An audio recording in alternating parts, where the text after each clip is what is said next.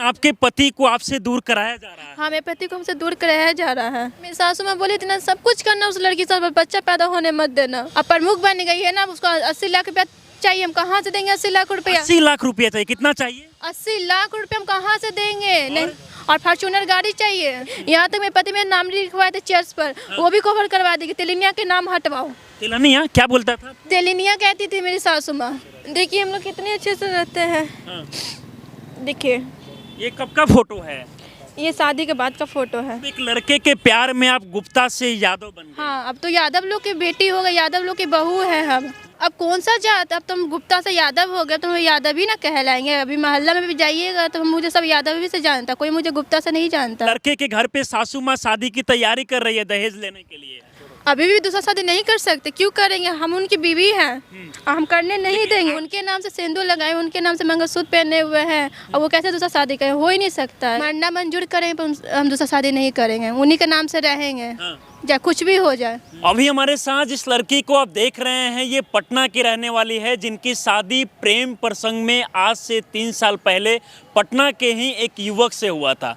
और युवक जो है इनके प्रेम में इस कदर पागल हो गया था कि वो कह रहा था कि अगर मैं तुमसे शादी नहीं करूंगा तो मैं मर जाऊंगा। इसके बाद ये लड़के के प्यार में पागल हो जाती है, दोनों का मंदिर में शादी होता है।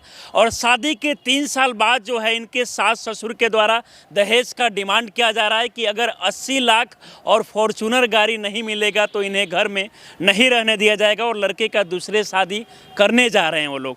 बाकी क्या कुछ मामला है खुद इन्हीं से बात करेंगे। क्या नाम हुआ आपका? शालू कुमारी। और आपके साथ जो आपके पति हैं उनके क्या नाम है? हर्षराज उर्फ राजा बाबू। अच्छा, ये बताइए कि आप दोनों के बीच प्रेम कैसे हुआ और कैसे आज जो है आपको घर से निकाल दिया गया? क्या कुछ कहानी है, आप बताइए क्या कुछ कहानी है? दोनों के बीच में प्रेम, हम लोग मिले थे गांधी मैदान में, फिर हम लोग दोस्त बने, दोस्त से फिर हम लोग प्रेम में बदल गए। अच्छा, दोनों रहने वाले, आप कहाँ के रहने वाले हैं? हम पटना के रहने वाले, वो भी पटना के रहने वाला, दानापुर मानस स्पॉन्सर है ना। दोनों आसपास के ही रहने वाले। आपके घर से कितना दूर है उसका घर? उनका घर भोर पोखर में भी है। अच्छा, तो वो 1 किलोमीटर दूरी हम दोनों तो का। दोनों गांधी मैदान आते थे पढ़ाई करने के लिए? नहीं, वो वॉक पर आते थे, मॉर्निंग वॉक। अच्छा, मॉर्निंग वॉक मतलब सुबह के समय टहलने के लिए आ रहे थे। और इसके बाद दोनों को आपस में मुलाकात हुआ, दोस्ती हुआ, उसके बाद कैसे आप उस लड़के के प्रेम जाल में आ गई? प्रेम जाल में अब वो मुझे प्रपोज किए, वो ही मुझसे बात करना चालू किए, तो आगे हम लोग। वो तो लिखे ही थे कि नोट्स वगैरह लिखे थे, नहीं शादी करोगे तो मर जाएंगे। सबसे पहले उनके फैमिली लोग मेरे घर पर आए थे कि देखिए आपकी बेटी, आप मेरे बेटा से बात हो रहा है। तो मेरे भैया जी बोले ठीक है ऐसा सा बात है तो अपने बेटे को संभालिए, हम अपनी बहन को संभालते हैं। फिर वो लोग फिर आ गए मेरे घर पर। एक बार बात हो चुका था। लगातार आपके घर पे मतलब परिवार के, लड़के के परिवार के लोग चाह रहे थे कि आपसे शादी हो।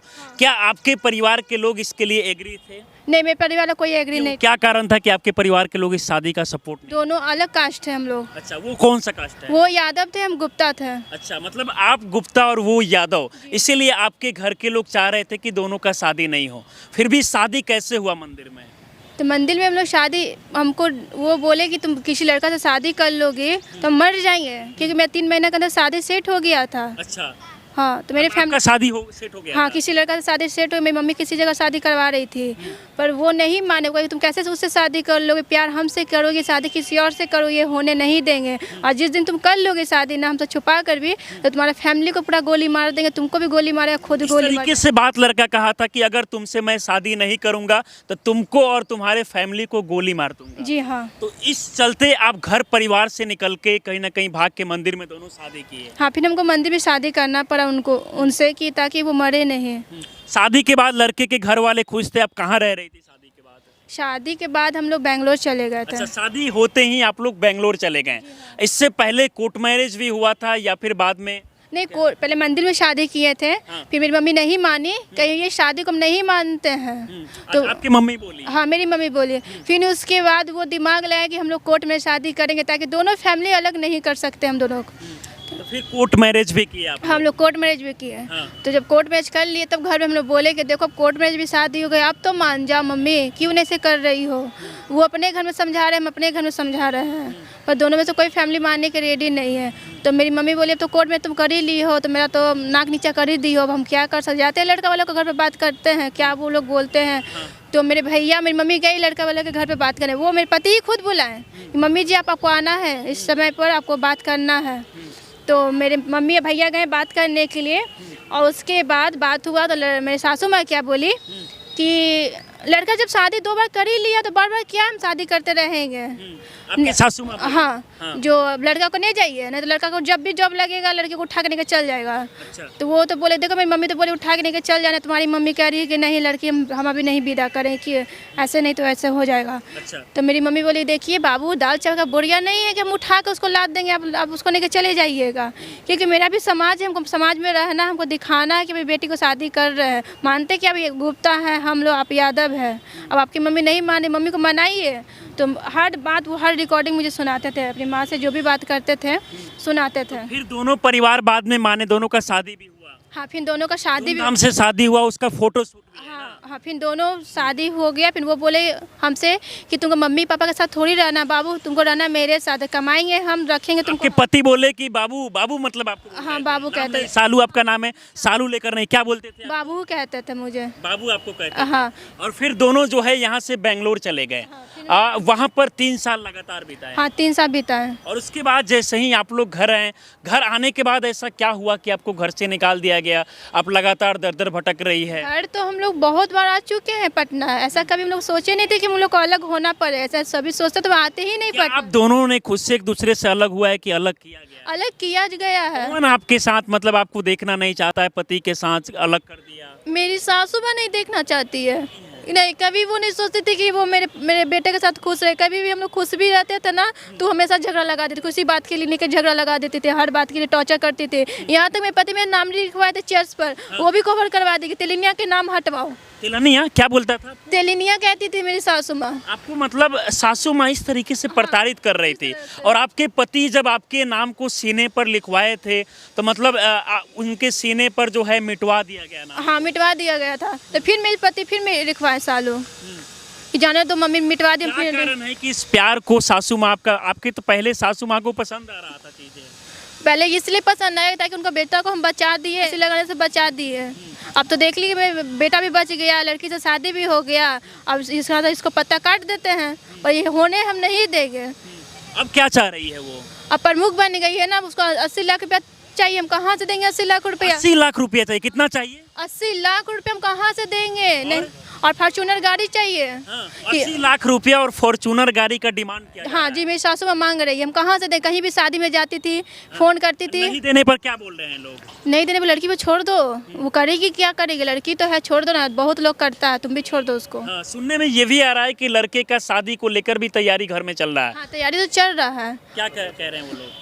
वो लोग कहते हैं कि लड़की को छोड़ दो, हम अपना कास्ट में शादी करेंगे, वो यादव में, वो 80 लाख रुपया देगी, गाड़ी देगी, घोड़ा देगी, बहुत सारा चीज़ देगी, कि ताकि मेरा समाज लोग बोले कि हाँ मिला है कुछ। सोचिए कि ये सब कुछ कहानी को लेकर अगर हम बात करें, 3 साल पहले पटना के गांधी मैदान आने के दौरान एक लड़का से इनको प्रेम होता है। लड़का जो है इनके प्यार में इतना पागल हो जाता है कि लड़का कहता है कि अगर तुम मुझसे शादी नहीं करोगी तो मैं मर जाऊंगा, खुद को ख़त्म कर लूँगा। फिर लड़के के परिवार वाले जो है इनसे बात करते हैं, शादी के लिए अपील करते हैं कि अगर तुम शादी नहीं करोगी तो मेरा बेटा मर जाएगा।